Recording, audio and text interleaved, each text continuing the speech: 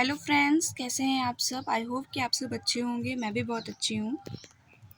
तो जैसा कि आपने थंबनेल देख ही लिया होगा कि इस बार सिर्फ नीट के एग्ज़ाम के लिए सिर्फ हमारे पास 8 मंथ बचे हुए हैं और उस 8 मंथ में भी हमें बहुत अच्छे से पढ़ाई करनी होगी ताकि हमारा मतलब सिलेबस कंप्लीट हो सके और हम अच्छी तरह से एग्ज़ाम दे सकें। तो ये मैंने खुद से अपना एक प्लान बनाया हुआ है। देखो, हमारा प्लान कभी तो कंप्लीट होता ही नहीं। हम प्लान बनाते हैं, फिर उसको फॉलो नहीं करते, फिर दूसरा प्लान बनाते हैं, फिर फॉलो नहीं करते। तो ये सारी चीज़ें चलती रहेंगी। पर इस बार स्टिल मैंने सोचा है कि मैं इस प्लान को फॉलो करूँगी और मैं ये आपके साथ भी शेयर कर रही हूँ और मैं चाहती हूँ कि ये प्लान आप लोग भी फॉलो करो। तो स्टार्ट करते हैं, लेकिन उससे पहले एक छोटी-सी चीज़ जिससे शायद आपको मोटिवेशन मिले और शायद आपको पढ़ने में हेल्प मिले। तो एक छोटी-सी शायरी कह लीजिए या मोटिवेशनल लाइन कह लीजिए। मुश्किल नहीं है कुछ दुनिया, मुश्किल नहीं है कुछ दुनिया, तू ज़रा हिम्मत तो कर। मुश्किल नहीं है दुनिया, तू ज़रा हिम्मत तो कर। ख्वाब बदलेंगे हकीकत में, तू ज़रा कोशिश तो कर। ठीक है? मुश्किल नहीं है ये दुनिया, तू ज़रा हिम्मत तो कर। ख्वाब बदलेंगे हकीकत में, तू ज़रा कोशिश तो कर। तो ये लाइन अगर हम पढ़ते हैं तो ऐसा लगता है कि यार कुछ नहीं करना है, कुछ भी नहीं करना है, सिर्फ लगे रहना है, कोशिश करते रहना है, काम करते रहना है और उसका जो आपने वर्क जो किया हो, जो काम किया होगा, उसको कहीं न कहीं आपको बेनिफिट दिखेगा, आपको उसको फ़ायदा मिलेगा। ओके, तो स्टार्ट करते हैं, देखते हैं मैंने क्या बनाया 8 मंथ का प्लान। तो ये है मेरा 8 मंथ का प्लान, ठीक है? क्योंकि यहाँ पे मैंने पहले से दिखा दिया है कि सिर्फ हमारे पास कितने बचे हैं, सिर्फ 8 मंथ ही बचे हुए हैं हमारे पास। उस 8 मंथ में भी हमें क्या करना है, उस 8 मंथ में भी हमें सितंबर है या अक्टूबर है। तो सबसे पहले तो यहाँ पे मैं कुछ अपनी ऑनलाइन आपको बैचेस भी दिखाना चाहूँगी कि मेरे ऑनलाइन बैचेस में जो कि मैंने वहाँ ऊपर लिख दिया है कि मेरे 3 मंथ्स के बैकलॉग्स हैं, ठीक है? कितने मंथ के बैकलॉग हैं? 3 मंथ के बैकलॉग्स हैं मेरे। और मैं सितंबर से अगर स्टार्ट करना चाहती हूँ तो मेरे पास ये फिज़िक्स, बॉटनी एंड जियोलॉजी है। तो ये सारी जो चीज़ें हैं ये वाली, ये मुझे मेरी बैकलॉग है, तो मुझे वो अपना बैकलॉग कंप्लीट करना है। तो फिज़िक्स में मेरा वेक्टर है, यूनिट एंड मेजरमेंट है, and morphology of following plants है, cell the unit of life है, स्ट्रक्चर ऑर्गेनिज्म इन एनिमल्स है।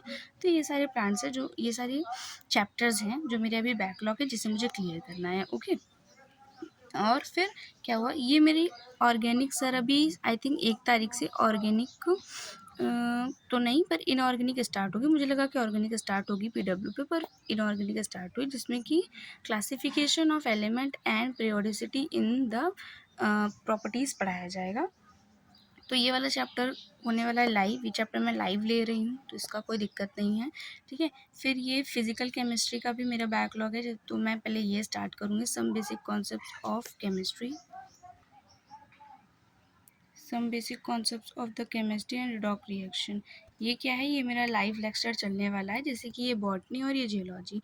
तो जो ये आपका जो लाइव लेक्चर चलेगा, वो हो सके तो आप रोज़ाना लेना। जो बैकलॉग वाला है वो मैं बताने वाली हूँ कि मैं कैसे क्लियर करने वाली हूँ।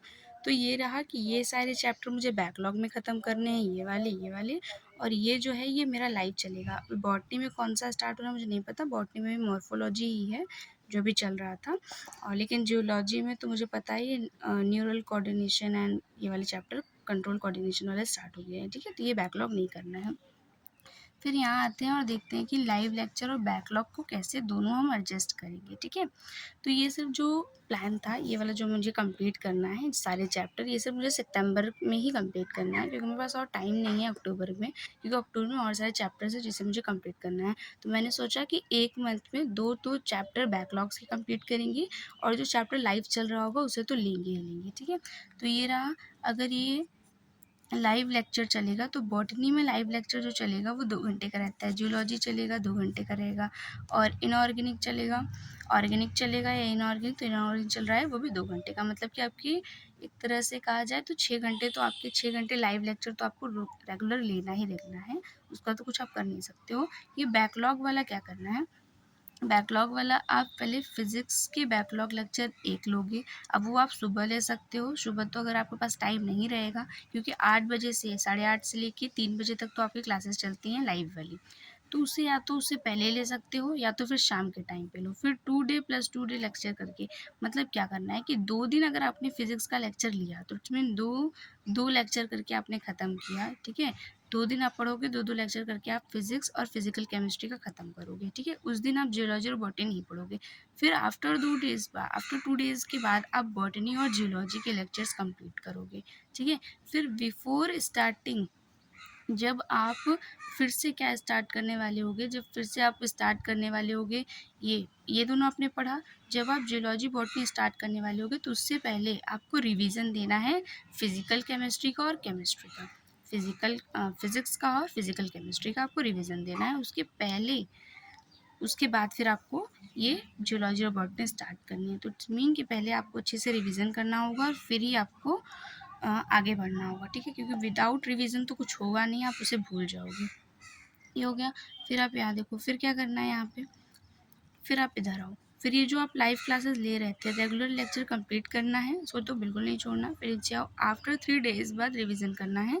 हर 3 दिन के बाद रिवीजन करना है। तो पहले दिन तो बॉटनी और इनऑर्गेनिक केमिस्ट्री की रिवीजन करोगे 1 घंटे में। दूसरे दिन आप जियोलॉजी इनऑर्गेनिक केमिस्ट्री की रिवीजन करोगे 1 घंटे में। ये आफ्टर 3 डेज़ के बाद है, ठीक है।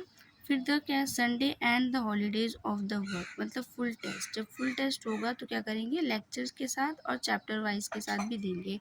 ये फुल लेक्चर है, फुल टेस्ट है कि जब भी एक चैप्टर पूरा कंप्लीट होने के बाद आपको फुल लेक्चर देना है। पूरा चैप्टर कब आपका कंप्लीट होगा, जब आप एक बार लाइव लेक्चर भी ले लोगे जो 2 घंटे का है। जब आप पूरा लाइव लेक्चर 2 घंटे का ले लेते हो और चैप्टर के जितने भी लाइव लेक्चर्स होते हैं, मतलब एक चैप्टर में जैसे कि 6, 7 या 8 तक लेक्चर्स हो जाते हैं, तो वो आठों अगर लेक्चर आपने कंप्लीट कर लिए, 8 के 8 सारे लेक्चर कंप्लीट कर लिए, तो फिर आप एक फुल टेस्ट दे सकते हो उस पूरे एक चैप्टर का, ठीक है। फिर लेक्चर एंड चैप्टर वाइज भी टेस्ट देना है आपको। फिर ये after completing your first chapter, जब एक चैप्टर कंप्लीट हो जाए तो फुल चैप्टर देना, या फिर अगर एक लेक्चर कंप्लीट हो जाए तो एक लेक्चर का ही टेस्ट दे देना। एक लेक्चर का पीटीपी या डीपीपी सॉल्व कर लेना। फिर 1 लेक्चर, देखो जब ये कंप्लीट हो जाएगा 1 लेक्चर 1 डे 1 टेस्ट, मतलब जब ये एक लेक्चर आज लाइव का कंप्लीट हुआ तो उस एक लेक्चर का लाइव का टेस्ट दे देना है। उस एक लेक्चर में जो जो पढ़ा होगा उसे पता चल जाएगा कितना आपको आ रहा है कितना नहीं आ रहा है। फिर जैसे ही चैप्टर ख़त्म हुआ तो फुल लेक्चर का टेस्ट दे देना है।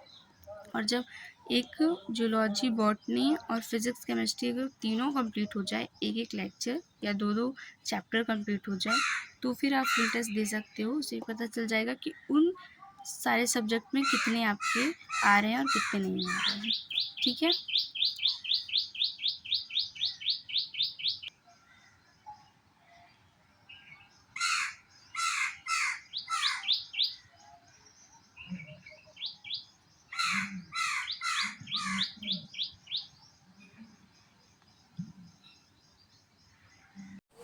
चलिए आप सबको मिलवा देती हूँ मैं अपने गणपति बप्पा से। तो देखिए यहाँ पे मैंने गणपति बप्पा को स्थापित किया हुआ है और यहाँ पे ही इनकी पूजा होती है।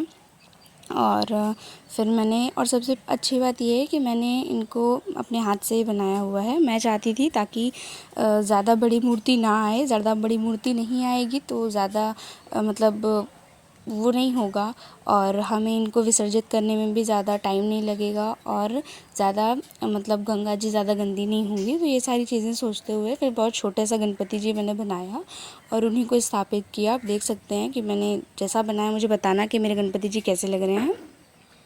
और फिर उनकी सुबह सुबह पूजा की और पूजा करने के बाद फिर आपको ये वीडियो दिख रही होगी। एक तो ये दूब भी लगाया था, ये बहुत जल्दी जर्मिनेट हो गया था। देखो ये कितनी जल्दी इसमें से वो निकल रही हैं, तो जर्मिनेशन बहुत अच्छा हुआ और बहुत जल्दी हुआ एक्चुअली। और फिर यहाँ पे मैंने साइड में मनी प्लांट भी रखा हुआ है। मुझे ये देखना था कि जिस दिन गणपति स्थापित किया था हमने 27 को, तो उस दिन मैंने इसको रखा है। आज भी पेड़ इसका एज इट इज़ रखा हुआ है, बिल्कुल भी पेड़ सूखा नहीं। वही आम की पत्ती रखी हुई थी वो सूख गया, बट ये बिल्कुल भी नहीं सूखा। और ये इसमें थोड़े थोड़े मुझे ऐसे लग रहे हैं कि वो रूट भी निकल रही हैं इसकी, तो बहुत अच्छा है। और ये रही मेरे गणपति जी। और आप सब इनसे अपनी पढ़ाई के लिए विश मांगिए, नीट के लिए विश मांगिए कि इस बार आपका नीट का प्रिपरेशन अच्छा हो और आपका नीट क्लियर भी हो जाए, ठीक है। और जो भी है इनसे आप कह सकते हैं, इनसे आप मांग सकते हैं। भगवान सबकी सुनते हैं, आपकी भी सुनेंगे। और ये सारी चीज़ें थी जो मैंने डेकोरेशन की थी। तो ये सारी डेकोरेशन मैंने खुद से ही की है, मेरे घर में ही की है मैंने। और मेरा कलश रखने का भी सोचा था मैंने, और मैंने कलश भी रख दिया अच्छी तरह से। फिर ये होता है कि मैंने मोदक भी बनाए थे, तो मैंने काफ़ी दिन भगवान को मोदक बना के चढ़ाए। भगवान को मोदक बहुत पसंद है, इसलिए मैंने उनको अच्छी तरह से मोदक बना के चढ़ा दिए हैं। और आप सब देख सकते हो कि पहली बात तो एक तो मैंने भगवान काफ़ी ज़्यादा छोटे बनाए, और मेरे घर पे कह रहे थे कि थोड़ा बड़ा बनाओ, पर मैंने कहा नहीं, थोड़ा छोटा ही बनाते हैं। छोटे ज़्यादा मुझे अच्छे लगते हैं और जल्दी बन भी जाते हैं और ज़्यादा टाइम भी नहीं होता, और ये काफ़ी जल्दी सूख भी गए थे। तो ये बहुत अच्छा था कि बहुत जल्दी ये सूख भी गए थे और काफ़ी अच्छी तरह से बन भी गए हैं ये, ठीक है। और देख सकते हो आप अपने गणपति भगवान को। और भी अगर कुछ है, और हाँ, ये फूल से मैंने स्वास्तिक बना दिया था, क्योंकि मुझे फूल से स्वास्तिक बनाना अच्छा लगता है। तो मैंने सारे जितने भी दिन मैंने बनाए हैं फूल से ही स्वास्तिक बनाया है। और फिर भगवान की आरती, चंदन, मिठाई एंड पूजा पाठ जो भी होता है वो सारा किया। और कुछ भी कमी हो तो मुझे बताइएगा, और मेरे गणपति भगवान कैसे लगे आप मुझे प्लीज़ ये भी बताइएगा कमेंट करके, ठीक है। आज का व्यू काफ़ी अच्छा है, देख लीजिए, मौसम काफ़ी अच्छा लग रहा है।